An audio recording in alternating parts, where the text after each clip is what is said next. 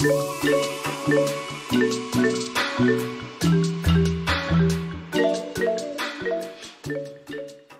kasih atas kesempatannya. Perkenalkan, nama saya Reza Artanti dengan NIM 2019-210152. Di sini saya akan menjelaskan yang pertama, pengertian surat.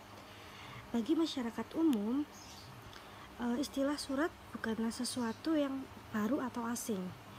Surat digunakan oleh seseorang sebagai sarana penyampaian pesan tertulis untuk berbagai kepentingan, baik pribadi, kedinasan, maupun bisnis, dari seseorang kepada orang atau pihak lain.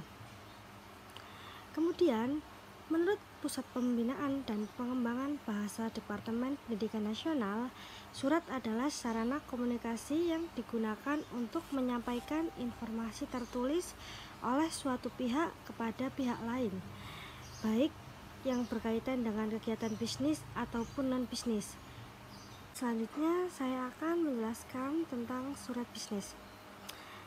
Surat bisnis itu sendiri yaitu surat yang digunakan orang atau organisasi untuk menyampaikan informasi tertulis dalam kaitannya dengan penyelenggaraan kegiatan bisnis. Korespondensi dapat diartikan dengan berkirim-kiriman surat. Ini berarti bahwa korespondensi adalah kegiatan berkomunikasi dengan menggunakan surat sebagai sarana. Orang yang berkomunikasi dengan menggunakan surat disebut koresponden. Jadi dapat dikatakan bahwa korespondensi merupakan salah satu jenis komunikasi tertulis. Korespondensi dapat terjadi antara seseorang dengan orang lain, kemudian antara seseorang dengan instansi atau sebaliknya. Kemudian antara organisasi dengan organisasi dan sebagainya. Baik, di sini slide terakhir saya akan menjelaskan tentang fungsi komunikasi bisnis. Yang pertama ada sarana komunikasi. Sarana komunikasi yaitu suatu alat atau sarana yang digunakan untuk menyampaikan pesan dari komunikator kepada khalayak. Media komunikasi juga dijelaskan sebagai sebuah sarana yang dipergunakan sebagai memproduksi, kemudian reproduksi, mengolah, dan mendistribusikan untuk menyampaikan sebuah informasi. Kemudian yang kedua, surat bisnis berfungsi sebagai wakil atau duta bagi pengirim surat.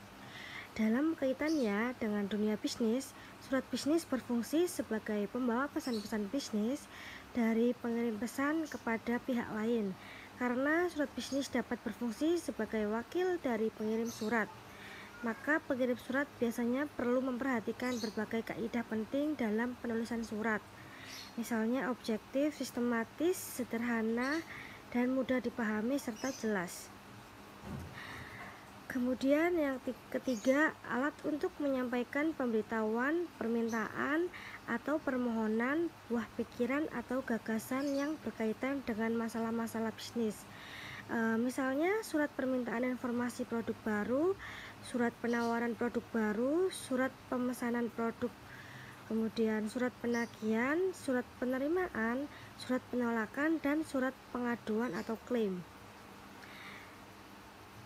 Selanjutnya alat bukti tertulis, misalnya surat perjanjian jual beli, surat perintah kerja, surat kerjasama, surat bukti tanda terima, dan faktur. Melalui surat-surat bisnis yang dapat dipakai sebagai alat bukti tertulis, seorang dapat melakukan pengecekan atas berbagai kegiatan bisnis yang telah dilakukan pada masa lalu, sehingga dapat dipakai untuk memprediksi kegiatan bisnis masa depan. Yang terakhir, alat untuk mengingat, misalnya surat-surat bisnis yang diarsipkan ketika dibutuhkan dapat dilihat atau dicek kembali untuk mengingat berbagai kegiatan yang telah dilakukan di masa lalu atau sebelumnya. Sekian presentasi dari saya, selanjutnya akan dilanjutkan oleh rekan saya. Terima kasih. Terima kasih atas kesempatannya. Perkenalkan saya Ernisa Zubal Nabila dengan NIM 2019-210363. Di sini saya akan menjelaskan tentang pengelompokan surat. Secara umum, surat dapat dikelompokkan menjadi beberapa kelompok menurut maksud dan tujuan. Adapun beberapa pengelompokan surat, yaitu menurut pemakaiannya, jumlah sasaran, sifat, urgensi penyelesaian, wujud, dan isi dan maksudnya. Surat menurut wujudnya. Pengelompokan surat menurut wujudnya dapat dikelompokkan menjadi 6, yaitu surat bersampul. Surat bersampul atau surat tertutup adalah surat yang dikirim oleh seseorang kepada orang lain, terdiri dari surat dan sampul dengan berbagai ukuran. Pengiriman surat dengan berat standar melalui kantor pos dan dilengkapi dengan perangko. Kartu pos. Kartu pos adalah bentuk surat terbuka yang digunakan untuk menyampaikan pesan singkat dan pendek yang berbentuk kartu kecil dan dikeluarkan oleh PT Pos Indonesia. Warkat pos. Warkat pos adalah surat berupa gabungan surat dan amplop. Perbedaan warkat pos dengan surat bersampul adalah di mana amplop pada warkat pos dapat berfungsi sebagai lembaran isi surat, sedangkan dalam surat bersampul, amplop terpisah dan tidak dapat digunakan sebagai lembaran isi surat. Telegram dan telex. Telegram adalah berita yang tercetak dan disampaikan jarak jauh. Biaya pengirimannya dihitung menurut banyak sedikitnya kata yang dikirim. Memo dan nota.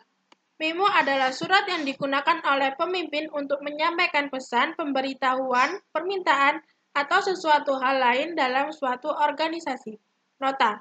Nota adalah pesan singkat yang dibuat oleh pemimpin suatu lembaga atau organisasi untuk meminta informasi penting dalam organisasi. Dalam praktiknya, sangat jarang pengguna memo dan nota dari karyawan kepada pemimpinnya dalam suatu organisasi. Yang terakhir, yaitu surat tanda bukti. Surat tanda bukti adalah surat bukti pengakuan sah atau suatu pembayaran antara satu pihak dengan pihak lain. Contohnya, surat tanda bukti yang sering kita temui adalah kwitansi, faktur, dan tanda terima. Sekian pengelompokan surat menurut pemakaiannya. Menurut pemakaiannya, surat terdiri dari 4 jenis, yaitu surat pribadi, surat dinas, dan surat sosial. Surat pribadi atau personal letters adalah surat yang berisi menyangkut kepentingan atau hal-hal yang bersifat personal atau pribadi. Oleh sebab itu, surat ini tidak memiliki format penulisan yang baku dan bersifat informal. Surat dinas atau formal letters adalah surat yang berkaitan dengan kepentingan tugas dan kegiatan dinas instansi. Karena itu, surat dinas atau surat resmi yang bersifat formal, maka format penulisan harus baku, yang dimana dapat digunakan dalam kegiatan koresponden instansi tertentu. Surat bisnis. Business letters adalah surat yang digunakan orang atau badan yang menyelenggarakan kegiatan usaha. Surat bisnis juga memegang peranan penting dalam dunia bisnis karena hubungan dengan pihak luar organisasi atau perusahaan melalui koresponden atau surat menyurat. Oleh sebab itu, surat bisnis harus dibuat sebaik mungkin, menarik perhatian, menggunakan bahasa yang mudah dipahami oleh pembaca, dan perlu dikelola oleh pegawai yang berpengalaman. Surat sosial. Social letter adalah surat yang digunakan oleh lembaga kemasyarakatan untuk kepentingan sosial bagi masyarakat pada umumnya. Terima kasih atas kesempatannya. Perkenalkan, nama saya Vanessa Sukma Maharani dengan NIM 2019-210437. Di sini saya akan menjelaskan tentang pengelompokan surat menurut banyaknya atau jumlah sasaran yang dituju. Menurut banyaknya jumlah sasaran yang dituju, surat dapat dikelompokkan menjadi 3. Yang pertama yaitu ada surat biasa. Surat biasa adalah surat yang dibuat oleh seseorang atau organisasi yang berisi tentang informasi yang bersifat terbuka atau umum dan bukan bersifat pribadi atau privasi. Apabila surat biasa tersebut bersifat terbuka, maka orang lain pun dapat dengan mudahnya membaca isi surat tersebut. Misalnya surat pemberitahuan tentang penyelenggaraan lokakarya. Namun bila surat biasa tersebut dimasukkan dalam amplop tertutup, orang lain tidak berhak untuk membaca isi surat tersebut, tidak memaksakan diri dan membaca ataupun membukanya. Beberapa contoh surat biasa itu ada surat undangan dan surat edaran.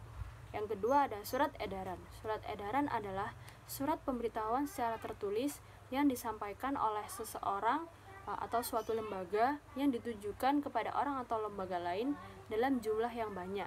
Komponen-komponen penting dalam surat edaran ini ada yang pertama yaitu kepala surat organisasi, yang kedua nomor surat edaran, yang ketiga perihal atau hal surat edaran, yang keempat tanggal pembuatan surat edaran, yang kelima nama orang pimpinan yang berwenang membuat surat edaran tersebut, dan yang keenam pihak-pihak yang menerima tembusan surat.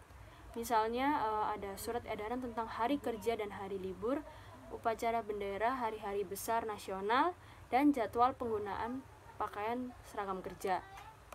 Yang selanjutnya ada surat pengumuman.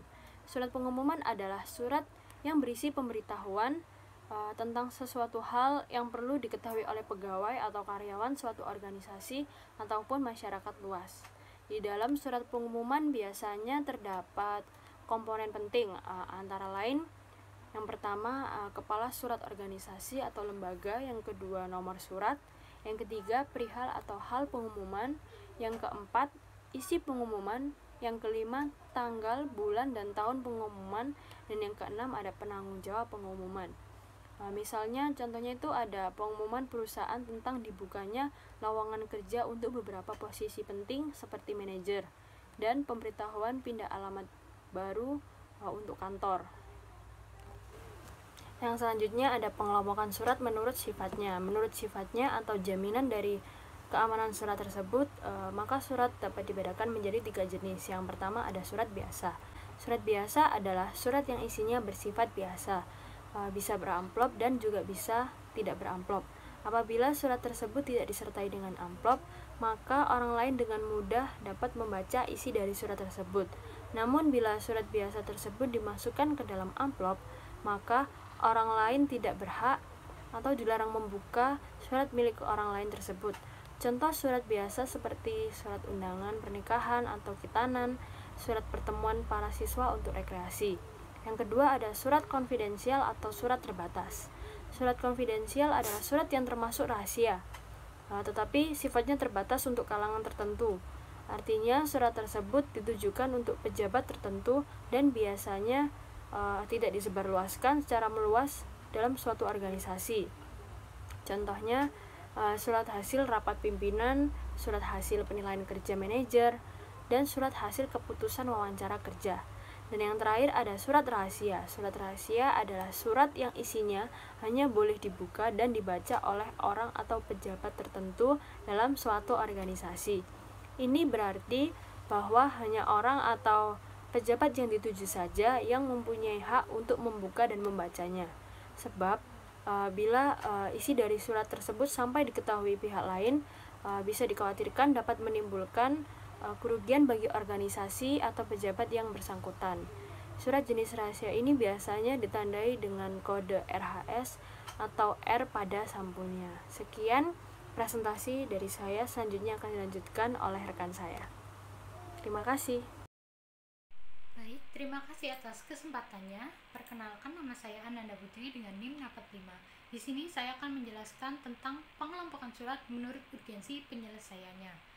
Pengelompokan surat menurut urgensi penyelesaiannya sendiri ada 3 jenis, yaitu surat segera, surat biasa, dan surat kilat. Surat biasa merupakan surat yang penanganannya diperlukan hanya biasa saja, atau tidak memiliki suatu perlakuan khusus atas surat tersebut. Surat ini juga tidak memiliki banyak beban selain hanya dibebani dengan perangko biasa atau sekedar standar minimal pengiriman surat. Yang kedua ada surat segera. Surat yang memang memerlukan penanganan lebih cepat daripada surat biasa, tapi tidak lebih cepat daripada surat kilat. Untuk pengiriman surat segera sendiri, apabila melewati kantor pos, biaya perangko pengirimannya akan sedikit lebih mahal dibandingkan surat biasa. Ketiga ada surat kilat, yang merupakan surat yang memerlukan penanganan yang diharuskan secepat mungkin, harus didahulukan, dan mendapat perlakuan khusus lebih dibandingkan dengan surat lainnya. Kemudian ada pengelompokan surat menurut isi dan maksudnya. Pengelompokan surat menurut isi dan maksudnya sangat bergantung dengan maksud dan tujuan pengirim surat. Oleh karena itu, maksud dan tujuan pengiriman surat antara yang satu dengan yang lain itu berbeda. Jenis suratnya pun sangat bervariasi sesuai dengan tujuan masing-masing, seperti surat pesanan produk, surat keterangan, surat pemberitahuan, dan lain-lain. Semua surat tersebut memiliki maksud dan tujuan yang berbeda-beda. Kemudian ada bagian surat dan bentuk surat. Yang pertama ada kepala surat atau kop surat, yang berisikan atau yang merupakan ciri khas dari suatu lembaga, organisasi bisnis, dan badan instansi lainnya. Kepala surat sendiri berisikan nama instansi, alamat lengkap, nomor telepon, nomor fax email, nomor kotak pos, alamat kawat, alamat situs web dan email, serta logo lambat instansi. Kemudian ada tanggal surat. Tanggal surat ini berfungsi untuk memberitahukan kepada penerima surat kapan surat tersebut dibuat. Dengan banyaknya variasi waktu pengiriman surat yang cepat hingga lambat membuat tanggal surat ini sangatlah diikuti dengan titik 2 dan ditulis ke bawah secara berurutan. Untuk surat-surat dinas dan bisnis terdapat nomor penulisan yang sesuai dengan kode pengarsipan yang telah dianut dan penomorannya biasanya bersifat bebas. Kemudian ada nama dan alamat surat. Untuk penulisan nama seseorang yang akan dituju, sebaiknya sangat diperhatikan dengan teliti bagaimana kebiasaan dalam memanggil nama orang tersebut, seperti bapak, ibu, dan saudara, termasuk dengan penggunaan gelar akademik atau gelar kehormatan yang harus dituliskan secara benar ejaannya. Kemudian ada salam pembuka, merupakan kalimat sapaan yang digunakan untuk menghormati pihak yang akan dituju oleh sang pengirim surat, seperti dengan hormat, salam sejahtera, saudara Anda yang terhormat, ibu Ning yang terhormat, dan lain-lain. Kemudian ada isi surat, yang merupakan inti surat yang akan diberitahukan oleh sang pengirim kepada orang yang akan dituju. Isi surat sendiri terdiri dari 3 bagian penting, yaitu paragraf pembuka, paragraf isi, dan paragraf penutup. Untuk paragraf pembuka berisi pemberitahuan, pertanyaan, pernyataan, atau permintaan dari sang pengirim. Kemudian pada paragraf isi, sang pengirim menyampaikan maksud dan tujuan dari isi tersebut. Dan untuk paragraf penutup, pengirim memberi kesimpulan dan harapan kepada sang pengirim ataupun ucapan terima kasih. Kemudian ada salam penutup. Surat sendiri dapat dikategorikan sebagai surat baik apabila terdapat sebuah salam penutup untuk suatu ungkapan sikap hormat, sopan, dan beretika dalam pengiriman surat, seperti hormat kami, hormat saya, dan lain-lain.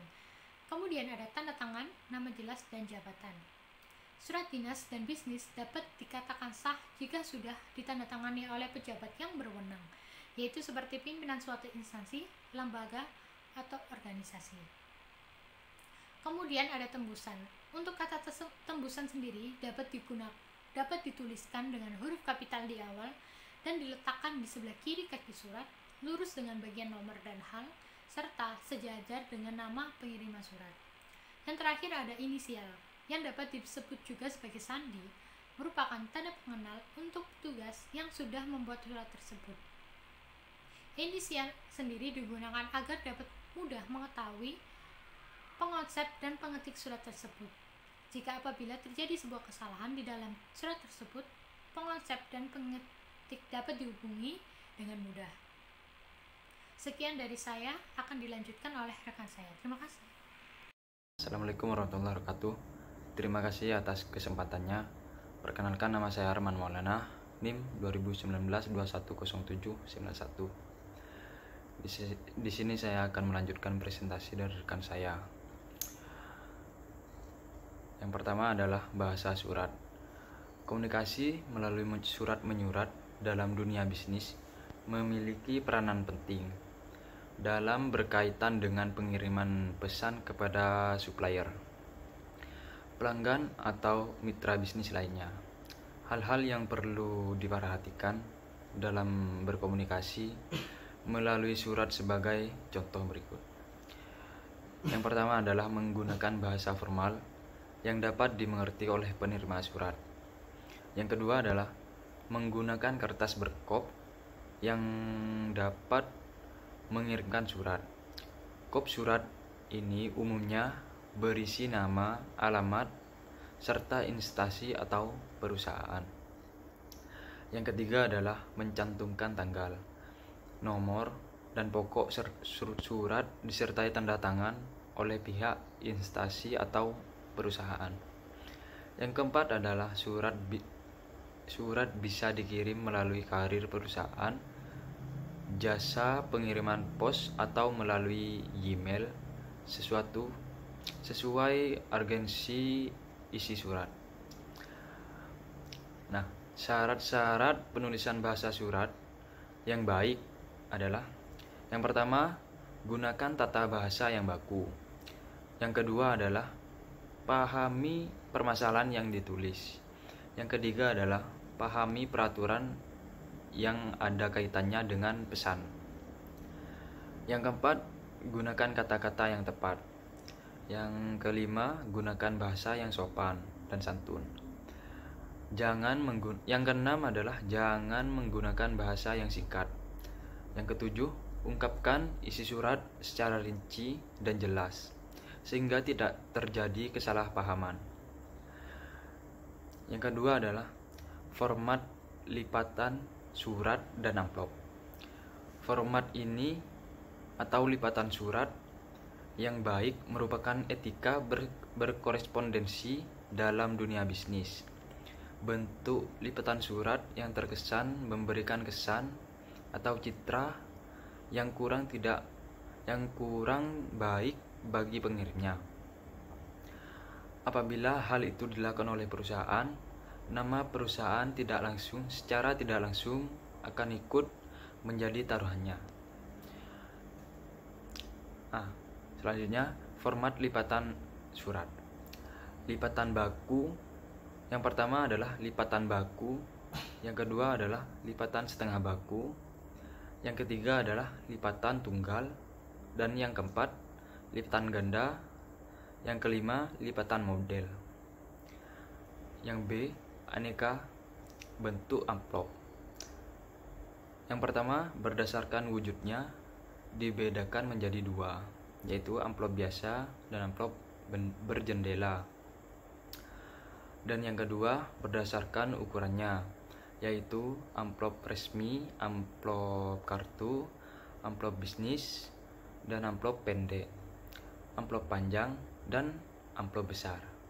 Dan yang ketiga, berdasarkan penggunaannya, yaitu amplop katalog, amplop mata berkait, dan amplop kancing bertali. Nah, selanjutnya adalah contoh-contoh surat bisnis.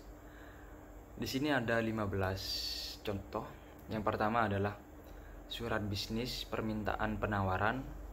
Yang kedua adalah surat bisnis penawaran. Dan yang ketiga, surat bisnis pesanan. Yang keempat, surat bisnis penagihan. Dan yang kelima, surat bisnis pemberitahuan pengiriman barang. Yang keenam, surat bisnis klaim barang. Dan yang ketujuh, surat bisnis perkenalan barang. Dan yang kedelapan, surat bisnis konfirmasi pesanan. Dan yang kesembilan, surat bisnis penolakan pesanan. Dan yang 10, surat bisnis jawaban pengaduan.